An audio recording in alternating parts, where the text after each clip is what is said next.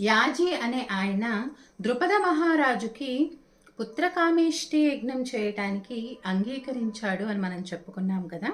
చక్కగా యజ్ఞం జరుగుతూ ఉంది.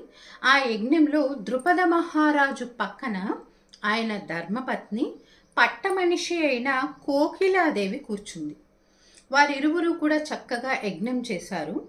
యజ్ఞం చేస్తే ఆ మండుతున్న యజ్ఞ గుండంలో నుంచి గొప్ప బలం కలిగినవాడు, గొప్ప పరాక్రమం కలిగినవాడు, ధనస్సుని ఖడ్గాన్ని ధరించినవాడు, అలాగే రథం మీద ఉన్నవాడు అయినటువంటి కుమారుడు పుట్టుకొచ్చాడు. ఒక పిల్లవాడు పుట్టుకొచ్చాడు. ఆ తర్వాత నల్లటి కలువ వంటి వర్ణం కలిగినది, అంటే నల్లటి శరీరం కలిగినది, అలాగే ఉంగరాలు తిరిగినటువంటి జుట్టు కలిగినది, కలువరేకుల్లాంటి కన్నులు కలిగినది, ఎంతో అందమైనది, నల్లగా ఉన్నప్పటికీ కూడా చాలా సౌందర్యవంతమైనది అయినటువంటి ఒక అమ్మాయి కూడా పుట్టుకొచ్చింది. అలా హోమగుండం నుంచి, మండుతున్నటువంటి యజ్ఞగుండం నుంచి ఒక పిల్లవాడు, ఒక అమ్మాయి పుట్టుకొచ్చారు.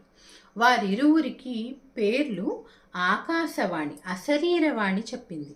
పిల్లవాడికి దుష్టద్యుమ్నుడు అని, పిల్లకి కృష్ణ అని ఆకాశవాణి నామధేయం చేసింది. వారిరువురికి కూడా పేర్లు పెట్టింది.